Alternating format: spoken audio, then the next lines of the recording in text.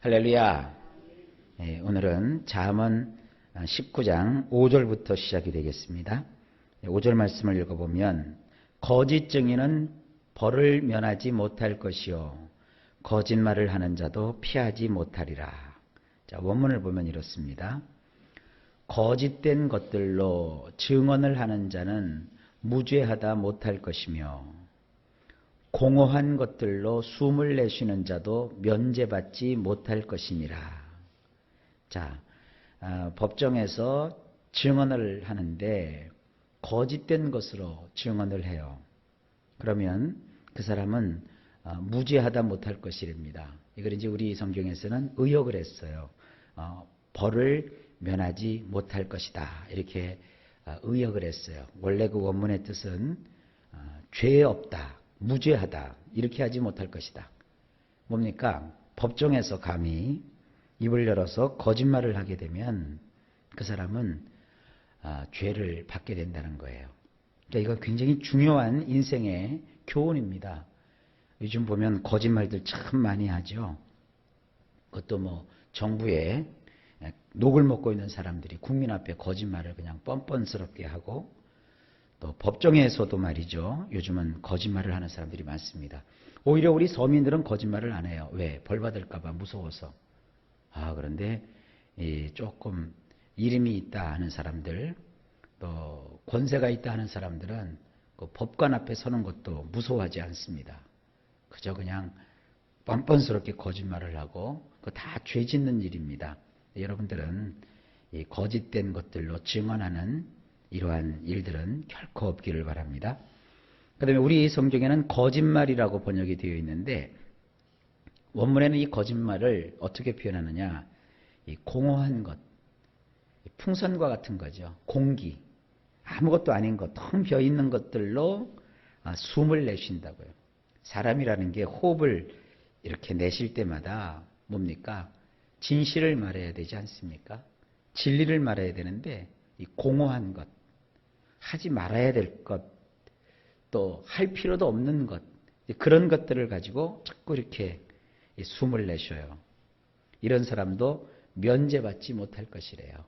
뭐 그 정도 거짓말이야 뭐 이 정도 얘기야 뭐.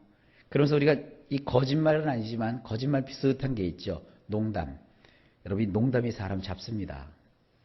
그러니까 농담도 어떤 그 분위기상 적당히 사람들을 웃기고 또 분위기를 좋게 할 때 좀 필요한 것이지 밤낮 없이 이 농담을 하면 안 됩니다. 어떤 사람들은 무슨 말을 하다가 상대방을 속이려고 그러는지 어떻게 하는지 그 얘기를 하다가 그게 안 통할 것 같으면 농담이야 하고 넘어가 버리는데 그런 것조차도 옳지 않은 것입니다. 이것은 생활의 어떤 지혜입니다. 그래서 우리가 생활 속에서 법정에서 거짓된 것들로 증언하는 것, 또 일상생활에서 그것이 농담이라 할지라도 너무 지나친 것, 이것들이 다 나중에 죄로 간다 하는 것을 여러분들이 이해하시기 바랍니다. 그 다음에 6절입니다. 너그러운 사람에게는 은혜를 구하는 자가 많고 선물 주기를 좋아하는 자에게는 사람마다 친구가 되느니라. 굉장히 중요한 얘기입니다. 이걸 이제 원문에서 보면 이렇습니다. 원문에 있는 말이 우리말로 표현하기가 참 어려운 말이에요. 그래서 제가 한자어에서 골라봤어요. 한번 들어보세요. 측은지심을 가진 사람에게는 간청하는 자들이 많고 선물하는 사람은 누구나 친구가 되어 주느니라. 이 측은지심, 한자어에서 이 측은지심은 뭡니까? 이 남을 불쌍히 여기는 마음, 남을 배려해 주는 마음, 또 다른 사람을 이렇게 너그럽게 용서하고 이런 마음. 여러분, 사람이요, 이 옳은 걸 따지고 또 정도를 자꾸 강조하는 것도 물론 좋은 일입니다만, 그러나 이 측은지심을 갖는 일이 참 중요한 겁니다. 이 측은지심이 무슨 뜻이냐 이렇게 물어보면 이런 뜻이다라고 답변하기는 어려워도 측은지심 그러면 뭔지 좀 아시겠죠?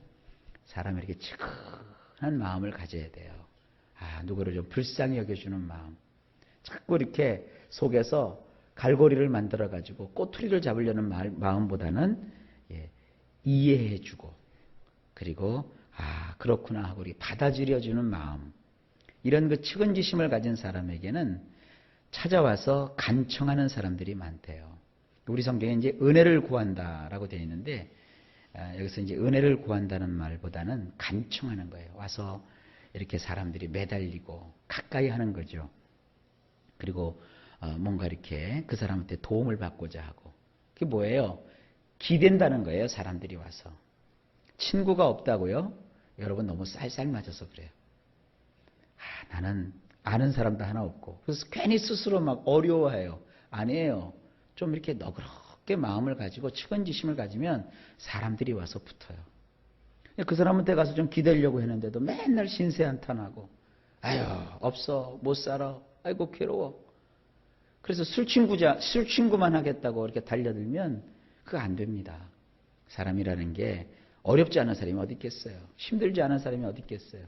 그래도 측은지심을 가지고 서로를 불쌍히 여겨주고 이렇게 부드러운 마음을 가지면 당연히 사람들이 와서 여러분에게 기대게 될 거예요. 또 한 가지가 있죠. 이 선물. 이 잠언에 보면 선물이라는 말이 종종 나와요. 사람은요, 이 선물을 참 좋아하는가 봐요. 저도 이 시도를 해보는데 잘 안 되는데, 좌우지간 여러분, 선물하는 사람은 누구나 친구가 되어준대요. 이 선물을 여러분도 종종 하실 수 있기를 바랍니다. 자, 그 다음에 7절을 보십니다. 가난한 자는 그의 형제들에게도 미움을 받거든 하물며 친구야 그를 멀리하지 아니하겠느냐. 따라가며 말하려 할지라도 그들이 없어졌으리라. 원문도 거의 똑같습니다. 가난하면 그 형제들 모두 그를 미워하는데 하물며 그의 친구가 그를 멀리하는 것이랴.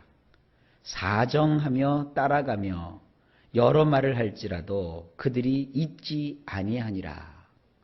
자, 이게 무슨 얘기입니까? 여러분 가난하면 참 인생 사는데 서럽습니다. 나도 없어가지고 먹고 싶은 거 못 사 먹고 사고 싶은 거 못 사고 아니 사는 건 고사하고 생존의 유지가 어렵잖아요. 그것도 서러운데 주변 사람들조차도 가난하다고 무시해요.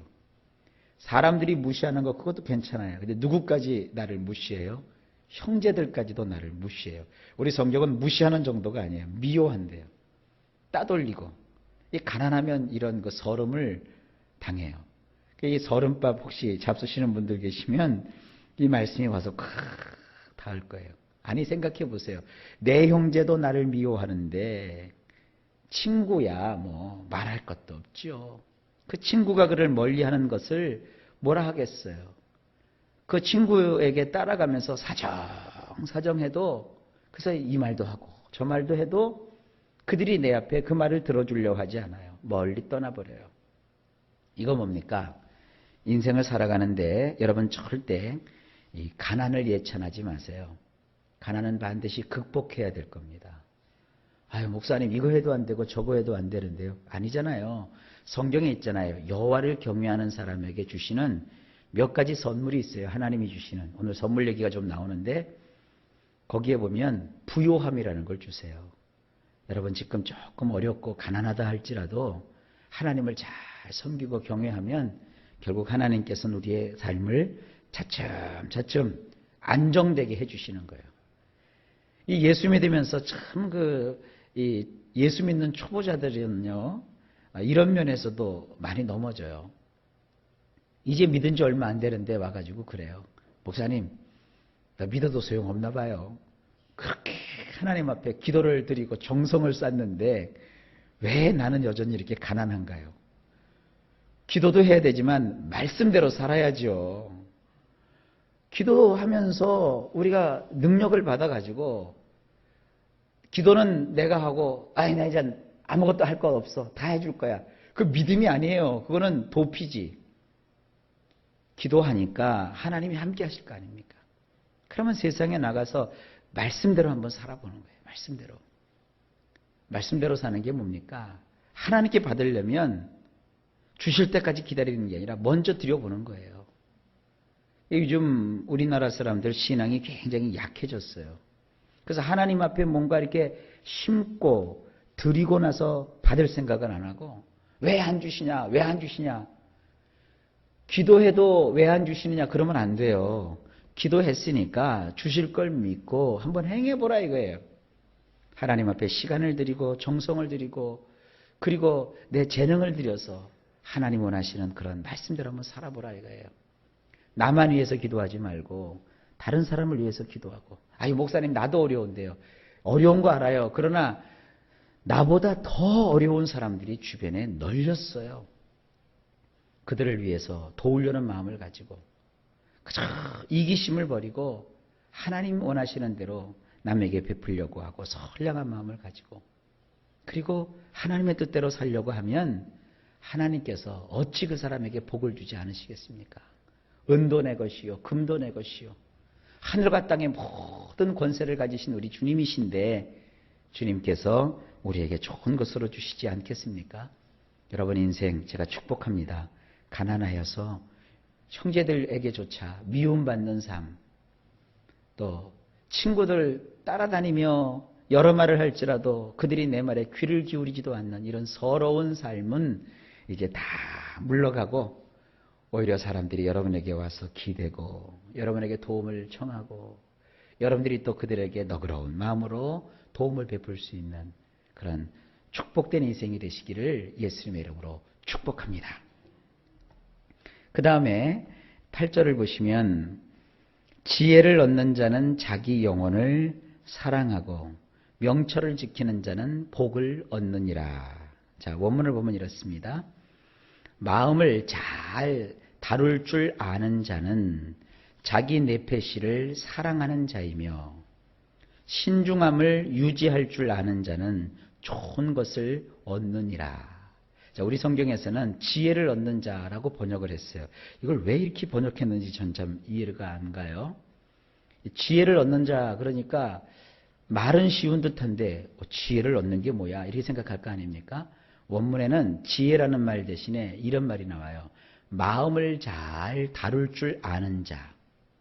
여러분 그 동양권에 있는 사람들이 옛날에는 이렇게 자연을 벗삼아서 이 묵상 같은 걸 많이 했나 봐요.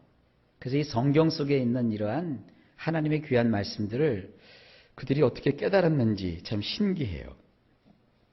동양의 얘기 가운데 그거 있잖아요. 수신제가 치국 평천하 들어보셨죠?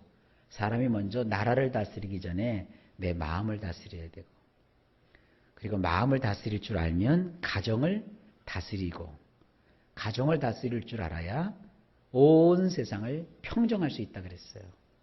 참 그 성경에서 빗나가지 않는 그런 교훈입니다. 사람이요 무엇보다도 자기 마음을 잘 다룰 줄 알아야 돼요. 오늘도 기도할 때 이 능력 달라고 기도하세요. 하나님 제 마음을 잘 다룰 줄 알게 해주세요.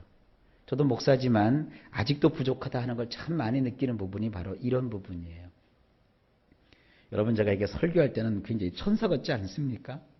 굉장히 순하고 천사 같고 화도 낼 줄 모르고 그런 사람 같잖아요.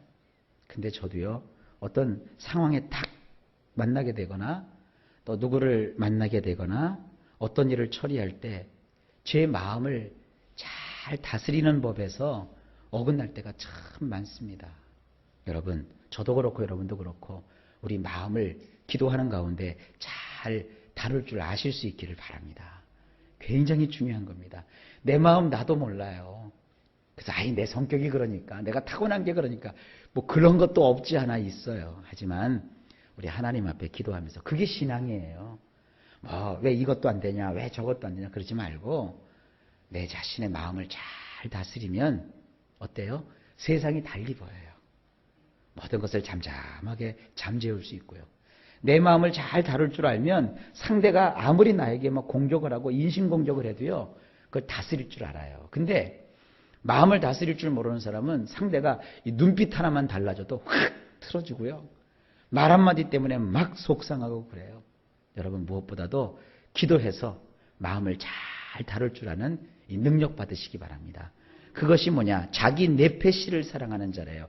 우리 성경에 그냥 영혼이라고 되어 있는데 이 네페시입니다. 네페시 제가 여러 번 얘기했죠. 네페시는 겉으로 보이는 나의 몸뚱아리, 또 속에 보이지 않는 영혼, 나의 마음, 이런 걸 다 가르쳐서 네페시라고 한다고 그랬어요. 그러니까 마음을 잘 다스리면 몸도 건강해지고요. 마음을 잘 다스리면요, 마음도 건강해지고요. 마음을 잘 다스리면 나의 영혼도 맑아지는 거예요. 마음을 잘 다룰 줄 아는 이 능력 하나님께 꼭 우리 받읍시다. 그리고 신중함을 유지할 줄 아는 자는 좋은 것을 얻는데요. 예, 그래요. 사람이 신중하지 못해서 좋은 것을 못 얻는 거예요. 우리 신중한 마음을 가질 수 있도록 늘 하나님 앞에 깨어 기도하고 내 자신을 돌아볼 줄 아는 신실한 우리 주 예수 그리스도의 종들이 되시기를 예수님의 이름으로 축복합니다. 자, 오늘도 하루가 시작되었습니다. 일마다 때마다 우리 하나님께서 좋은 것으로 넘치도록 오늘도 부어주실 줄로 믿습니다.